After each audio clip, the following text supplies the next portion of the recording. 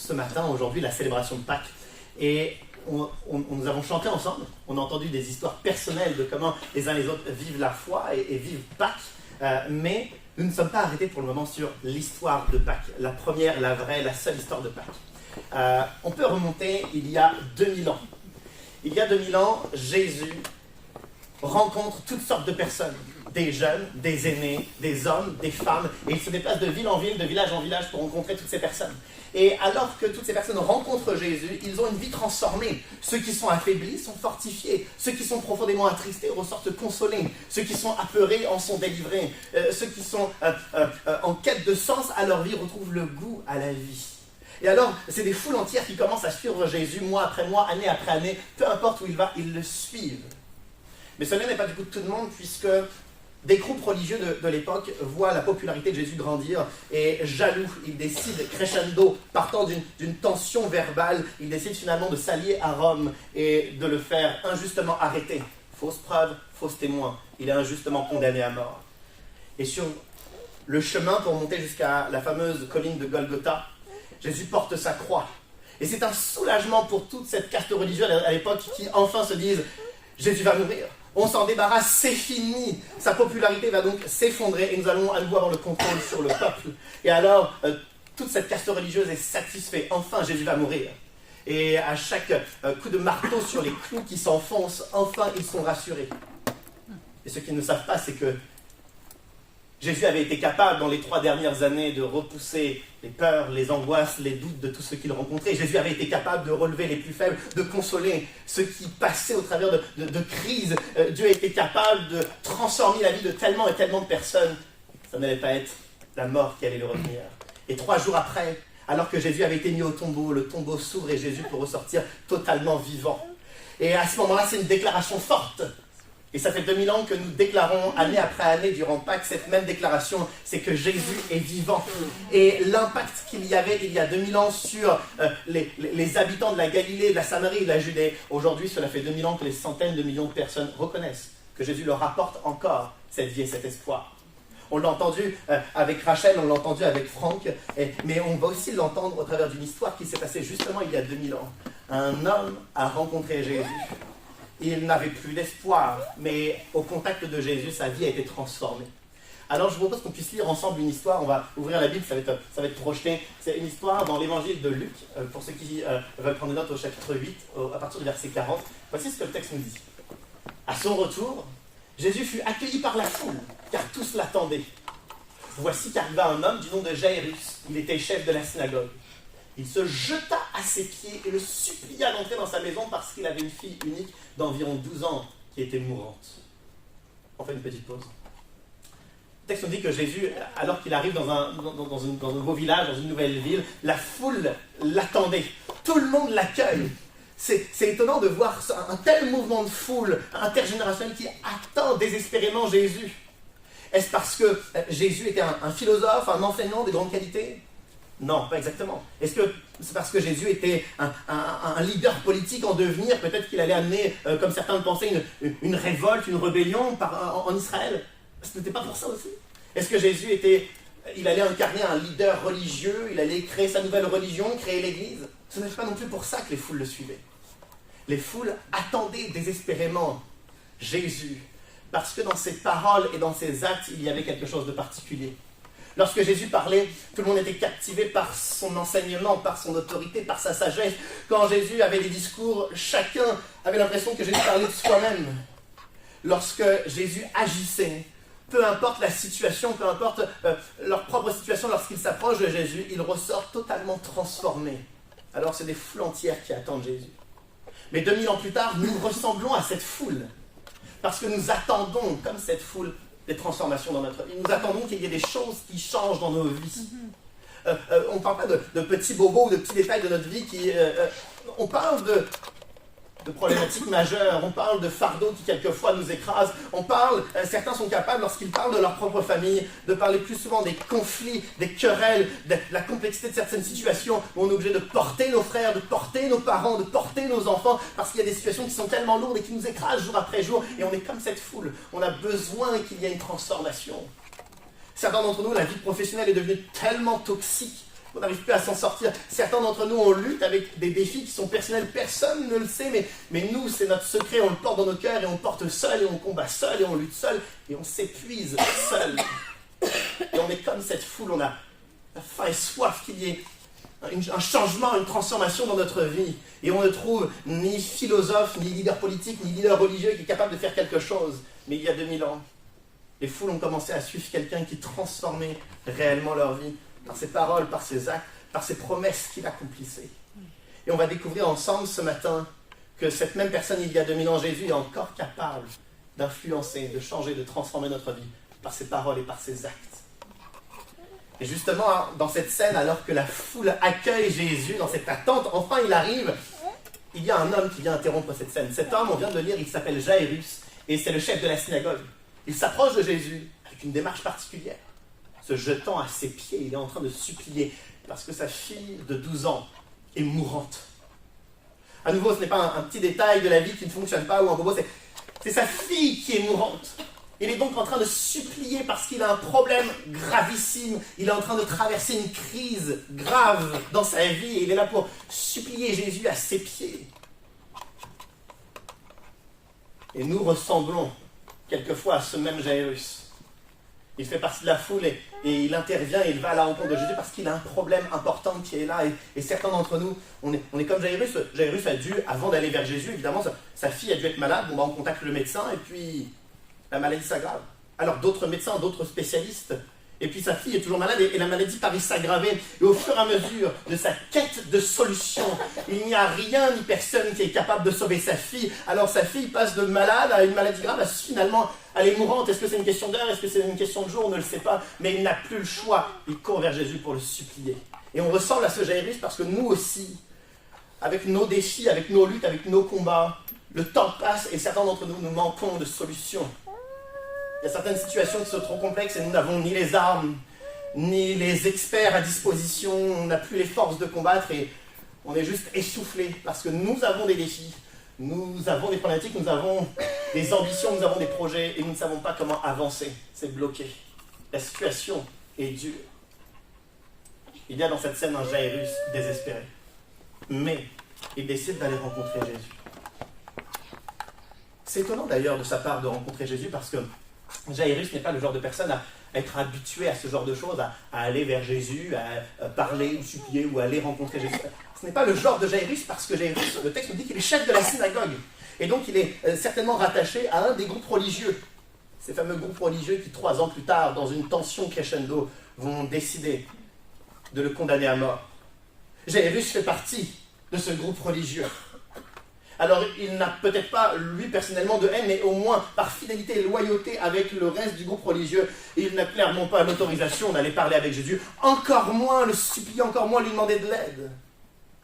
Mais lorsque Jairus a dû essayer toutes les solutions ici-bas, tous les médecins, tous les spécialistes, tous les bons conseillers, et que sa fille est toujours malade, il a certainement eu enfin le courage, surpassant les pressions sociales, d'essayer la dernière solution qu'il n'avait toujours pas essayée. Celui dont il entend parler depuis quelques mois qui changerait la vie des habitants de la Galilée. Il a décidé d'essayer d'aller voir Jésus parce qu'il était totalement désespéré. Certains d'entre nous, comme Jairus, ce n'est pas notre habitude d'aller voir Jésus, ce n'est pas notre tradition, ce n'est pas notre culture, ce n'est pas notre méthode. On a d'autres experts, d'autres amis, d'autres conseillers, et puis on est fort, et puis on a l'expérience, et puis on a des compétences, et puis finalement, lorsque le besoin s'envenime, lorsque la situation devient trop complexe dans notre vie, je pense qu'il est bon d'avoir le même courage que Jairus de se dire « Je vais aller essayer la dernière solution que je n'ai toujours pas essayée. Je vais aller voir si ce fameux Jésus est capable, comme pour les autres, comme d'après sa réputation. Après tout, ça fait 2000 ans qu'on entend que Jésus serait capable de changement et de transformation dans les vies, alors essayons. » Et je pense que si nous célébrons Pâques aujourd'hui, c'est aussi pour nous souvenir que nous pouvons nous approcher de Jésus, combien même ce n'est pas notre habitude, combien même ce n'est pas notre tradition, combien même ce n'est pas notre arrière-plan, mais il est capable, lorsqu'on s'approche de lui, d'opérer une transformation dans notre vie. Nous avons donc ce Jairus qui ose, qui essaie, qui peut-être teste ou challenge sa compréhension de Jésus. Il s'avance et il dépose son besoin. Le texte nous dit, dans les phrases qui suivent, qu'effectivement, Jésus accepte Jésus, Jairus, les disciples de Jésus, toute la foule, tout le monde part donc, ils vont à la maison de Jairus, ils se déplacent, tout le monde suit le chemin et ils s'apprêtent à arriver à la maison de Jairus. Mais juste avant d'arriver, on peut passer le prochain passage, les prochaines phrases nous disent, Jésus parlait encore, quand quelqu'un arriva de chez le chef de la synagogue et lui dit, ta fille est morte, ne dérange plus le maître. Mais Jésus qui avait entendu, dit au chef de la synagogue, n'aie pas peur, crois seulement et elle sera sauvée. Alors qu'ils sont en chemin, tout le monde est en chemin et tout le monde est dans l'attente de qu'est-ce que Jésus va faire. Après tout, sa fille est gravement malade et finalement il y a un messager qui vient les arrêter, les interrompre. Avec quel message? Ta fille est morte. Évidemment, Jairus était déjà totalement désespéré. Le pourquoi il supplie Jésus. Mais avec ce genre de message, il doit entrer un peu plus profondément dans le désespoir. Le message annonce que la situation est terminée. Cette fille est morte. On ne peut plus rien pour elle, c'est fini. Maintenant, la situation est impossible, on s'arrête là. Le messager ose même dire, tellement maladroit, ce n'est pas le moment, il ose dire, ne dérange plus le maître, ne dérange plus Jésus. Comme si Jésus, maintenant, paraissait disqualifié, incapable. On n'avait plus besoin de Jésus dans ce genre de moment. Lorsque nous commençons à catégoriser notre situation d'impossible, de fini, de terminé, c'est à ce moment-là que Jésus commence à parler. Et c'est à ce moment-là que Jésus s'adresse à Jairus pour lui dire « N'aie pas peur, crois seulement, et elle sera sauvée. » Croire à quoi? Croire que Jésus est un excellent médecin? Parce que les médecins ne peuvent rien faire. Lorsque cette fille est morte, elle est morte, les médecins ne peuvent plus rien faire. Croire quoi? Croire que Jésus est un excellent pédagogue, un excellent philosophe, enseignant, mais aucun enseignant ne peut faire quoi que ce soit. Cette fille est morte. Croire en quoi? Croire que Jésus est un excellent leader charismatique religieux? Un excellent leader ne peut rien faire pour cette fille qui est morte. Lorsque Jésus pousse Jairus à croire seulement, c'est à croire seulement que Jésus est tout-puissant, il est Dieu, et il est capable, malgré que la situation soit caractérisée d'impossible, Jésus peut encore faire quelque chose. Je crois que ni le messager, ni la foule, ni qui que ce soit dans cette scène a été capable d'imaginer que Jésus pouvait faire quelque chose de plus. Il y a 4-5 ans, quelque chose comme ça, mon grand-père, qui n'avait pas de téléphone portable, était pressé par la famille, les voisins, tout le village, pour qu'enfin il se munisse d'un téléphone portable. Et il se peut que lorsqu'on le poussait à en prendre un, on avait évidemment chacun notre téléphone portable, on lui racontait tout ce qu'on pouvait faire. Évidemment, appeler, ça l'arrangeait évidemment, mais envoyer des photos, des vidéos, se filmer, se voir, FaceTime, les réseaux sociaux, WhatsApp, on peut travailler avec, on lui décrit tout ce qu'on est capable de faire avec ça. Et évidemment, on n'est pas les seuls, tout le monde dans son entourage décrit à mon grand-père toute la puissance, tout ce qu'on peut faire avec ça, GPS, etc. Il y a plein de choses qui l'intéressaient et il finit, après quelques mois de pression familiale, de gentille pression familiale, il finit par accepter. Alors, mon grand-père habite loin, donc on n'était pas là lorsqu'il a acheté son téléphone, mais 1 mois et demi, 2 mois après qu'il l'a acheté, justement, on le voyait. Et je m'étais moi-même un peu missionné pour pouvoir l'aider à le paramétrer, à l'aider à comprendre tout cela. Et donc, j'avais hâte de le voir. Je le vois, je le rencontre et il me montre ça. Alors, allons trouver un GPS là-dessus, allons faire des FaceTime là-dessus, on ne pouvait pas faire grand-chose là-dessus, si ce n'est envoyer 2 ou 3 mots par texto et appeler. Mais ce qui fait qu'on lui avait décrit toute la puissance du smartphone et puis finalement, il a ça. Alors, je suis frustré, mais à l'écoute de ce que lui, il ressent, mon grand-père est très satisfait d'avoir son téléphone et il accepte ça sans aucun problème. Et puis, il se dit que ça lui suffit. Eh bien, notre compréhension de Jésus est similaire à la compréhension de mon grand-père. Où quelquefois, on nous parle de Jésus, on nous parle de la foi, et ce genre de choses nous satisfait. Oh, Jésus, ah oui, il a 2-3 bons conseils pour la famille, pour les valeurs dans l'éducation. Oui, c'est vrai que Jésus a 1 ou 2 bons conseils vraiment intéressants. Et on a oublié à quel point Jésus pouvait être tout puissant, tellement plus que ce qu'on imagine. Et pour le messager et pour la foule qui est autour de Jairus, on apprend que cette fille est morte et on dit merci Jésus, ne dérange plus le maître et puis va-t'en. Parce que Jésus ne peut plus rien faire, c'est comme terminé. Mais Jésus immédiatement intervient parce que pour Jésus, ce n'est pas terminé. Jésus n'a pas les mêmes limites que nous, au contraire, Jésus est tout puissant, il est Dieu. Alors quand on lui dit ne dérange plus le maître, Jésus intervient pour dire crois seulement, et ta fille sera sauvée. C'est une promesse extraordinaire. J'ouvre une micro-parenthèse. C'est ce que Jésus a dit à Jairus, c'est pas ce que Jésus dit à chacun d'entre nous. Jésus n'est pas celui qui va redonner vie à tout le monde, mais Jésus a une parole pour chacun d'entre nous. Pour certains, ils vont avoir la force d'être libérés de l'angoisse. Pour d'autres, ils vont réussir à trouver un travail. Pour d'autres, ils vont avoir les forces pour affronter certaines situations. À chaque situation, Jésus souhaite offrir les ressources nécessaires. Et ici, pour Jairus, Jésus voulait entrer dans sa maison pour pouvoir changer sa vie en restaurant la vie de sa fille. Alors le texte se poursuit et Jésus, Jairus, toute la foule, tous les disciples poursuivent le chemin et arrivent près de la maison de Jairus. Voici ce que le texte nous dit. Lorsqu'il fut arrivé à la maison, Jésus ne laissa personne entrer avec lui, sauf Pierre, Jean et Jacques, ainsi que le père et la mère de l'enfant. Ils arrivent enfin finalement à la maison de Jairus, mais avec toute la foule, des centaines de personnes qui sont là. Qu'est-ce qu'ils veulent voir? Ils veulent voir ce que Jésus va dire, ce que Jésus va faire, mais on n'est pas au spectacle. Ici, c'est entre les parents et Jésus. Jésus va accepter 3 de ses disciples à venir, mais c'est entre les parents et Jésus. On n'a pas besoin qu'il y ait tout le monde qui commente, oui, non, oh, il aurait dû faire ceci, il aurait dû faire ça. On n'a pas besoin de tout cela. C'est entre Jésus et les parents. Malheureusement, la foi dans les 2000 dernières années a été enroulée de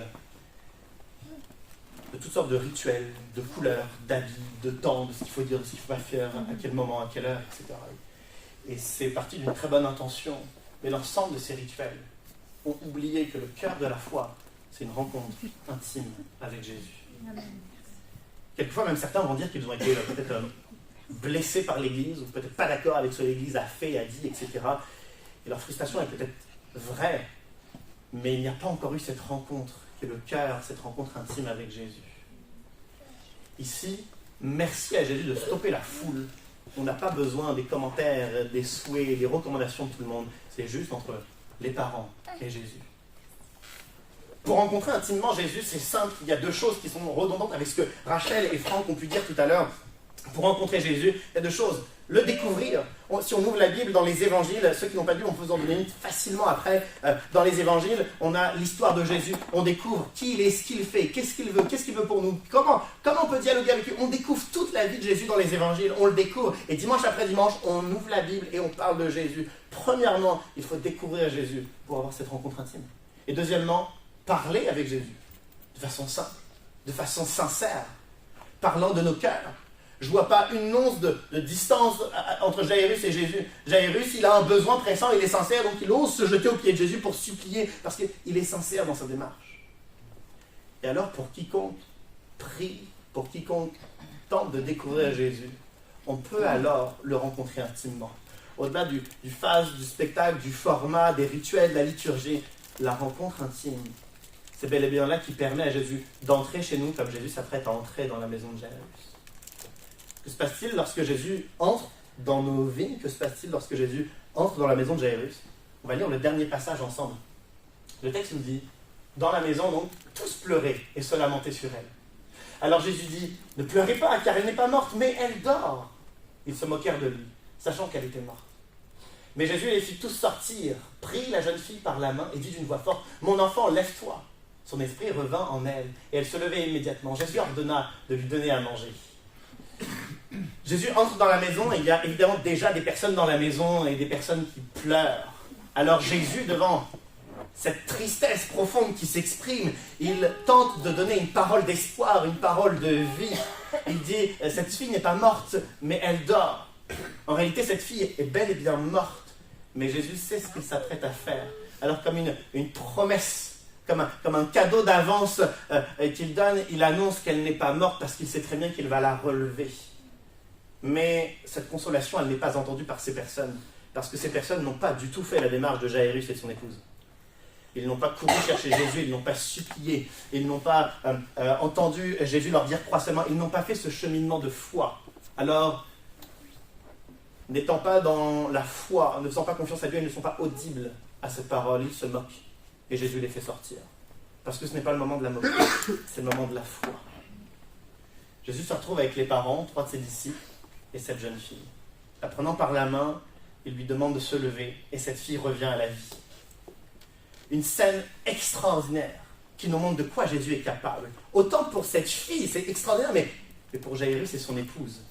Ils ont fait un cheminement, ils ont décidé de faire confiance. Ils auraient pu ne pas contacter Jésus, ils auraient pu baisser les bras lorsque le messager est arrivé, ils auraient pu abandonner à tout moment, mais ils ont décidé de faire confiance à Jésus comme étant finalement leur seule source d'espoir pour la résolution de ce besoin. Et quelle a été leur bénédiction, leur récompense? Non seulement cette fille revient à la vie, mais eux, ils viennent de découvrir ce que c'est Pâques. L'événement de Pâques, de la mort et de la résurrection de Jésus va arriver 2 ans et demi plus tard, cette scène. Mais dans leur cœur, il vient de se passer un Pâques. C'est-à-dire un Jésus qui a été tout puissant pour eux et fidèle. Il a annoncé qu'il allait faire quelque chose et il l'a fait. Je demande à l'équipe de louange de revenir, on va bientôt terminer par un dernier chant. Nous célébrons Pâques aujourd'hui pour nous souvenir qu'il y a 2000 ans, Jésus est mort et ressuscité. Mais nous célébrons Pâques pour nous souvenir qu'aujourd'hui, il est capable d'avoir la même fidélité et les mêmes actions, autant pour Jairus que pour nous. Alors on pourrait, dans quelques minutes, terminer cette rencontre et puis dire c'était chaleureux, c'était intéressant, il y a eu plein de bonnes choses, et c'est vrai.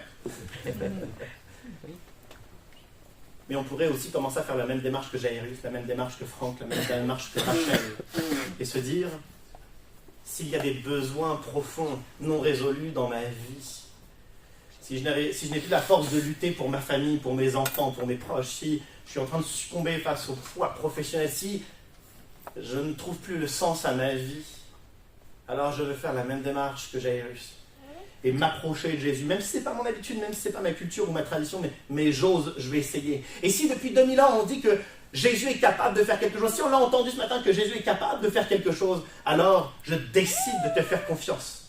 Je décide d'essayer de te confier ma vie. Alors en chemin, il y aura des messagers qui vont dire c'est bon, c'est terminé, t'es trop faible, c'est trop dur, c'est trop complexe. Il y a toutes sortes de messages qui arrivent jour après jour pour tenter de nous mettre encore le genou à terre. Mais si malgré tout, on continue à lui faire confiance, on continue à s'accrocher à lui, ça peut durer quelques semaines, quelques mois, sans doute comme le témoignage de Franck, ça peut durer 10 ans comme le témoignage de Rachel, ça peut durer 1 heure comme pour Jairus. Et peu importe le temps, il y a la bénédiction qui est derrière. Amen. Alors avec simplicité et sincérité, nous choisissons aujourd'hui, durant la célébration de Pâques, de lui faire à nouveau confiance, de nous attendre à lui et de découvrir ce qu'il peut faire dans notre vie alors que nous nous approchons de lui.